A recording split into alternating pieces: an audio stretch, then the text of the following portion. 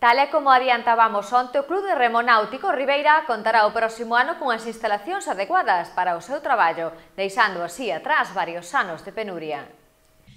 A Casa Consistorial de Ribeira acolleu esta mañá a presentación do proxecto das futuras instalacións do Club de Remo da localidade. Trátase dun edificio de 1.500 metros cadrados, divididos en 3 plantas e adaptado ás necesidades do club.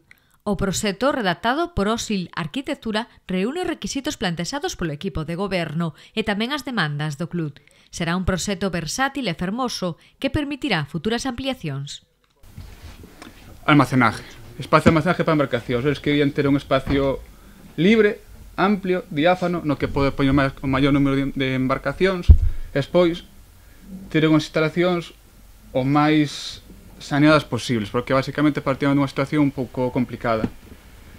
Entonces, desde a oficina, puxamos a pensar de que forma facer un edificio simple, pero que a vez supuxera eso. Decidimos facer unha pastilla longitudinal, que é esta, que se ve aquí, na cual a mitad do uso iba a ser simplemente para almacenar, sin ningún tipo de pilar ni ningún elemento no medio, que permitirse a eles meter as súas embarcacións en naves, mentres que esta parte de aquí é o que sería todos os elementos de servicios, instalacións e xinasio.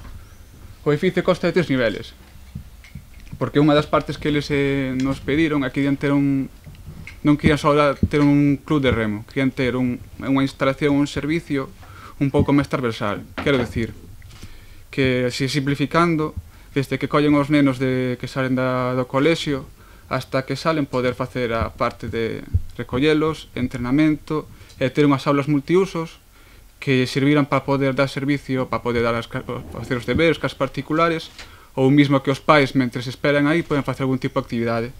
Dende o Club de Remo agradecen o apoio do Concello tras 6 anos traballando sen dispoñer dunha sede propia. O club que conta con 200 socios e importantes títulos, como un 3º posto na Bandeira da Concha, líderes no Campeonato de España de Bateis e no Campeonato Galego. Fai uso da fábrica do Seo de Aguiño prestada pola Confraría de Aguiño. Pois de 6 anos que cumplimos dentro de uns días, era a maior das nosas necesidades, non? Ter un sitio no cal poder albergar os entrenos, poder albergar as embarcacións, os remolques e os vehículos, non? Era a gran demanda que tiña ahora mismo pois, o Club de Remo, non?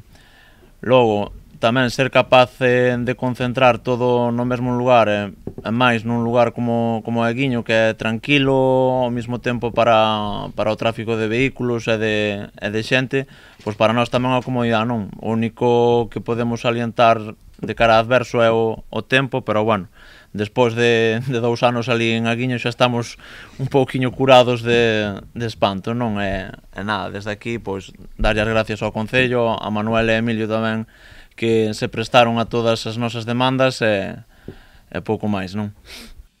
Esta actuación, que ascende a 450.000 euros, foi aprobada en pleno pola Corporación Municipal. Será sufragada con parte do que se recade coa venta do matadoiro municipal. Poderá levar incorporado o foso de remo que sumará arredor duns 90.000 euros ao proxecto inicial. Irá ubicada no Porto de Aguiño. Creo que está moi ben pensado, porque entrar vestuarios, se teñen entrenamiento de marcha, poden salir directamente coas embarcacións, ou se teñen dentro que é con agua, teñen en primeira planta, na segunda distinguen as 2 áreas de gimnasio, tanto de pesas como de cardio, e na terceira o que antes falaba, non só a oficina do club, sino un lugar onde podan estar os rapaces, e quizá o maior espacio que ten en Aguiño en estes momentos, xunto co que é o conservatorio, para que se poda facer calquer tipo de xuntanza, porque aí poderían entrar pois cerca de 100 personas no que é esa aula para estes servicios que falábamos do club. En definitiva, que en esta primeira fase, cousa que a veces eu mesmo dudaba, xa van todo o que son os obxectivos que tiña o club para poder servirse a día de hoxe a un 100%, e posteriormente, se máis se demanda, máis se vai a poder ir facendo, non? Entonces, o proxecto será remitido agora a Portos de Galicia para a súa autorización, podendo saír a licitación este mesmo ano.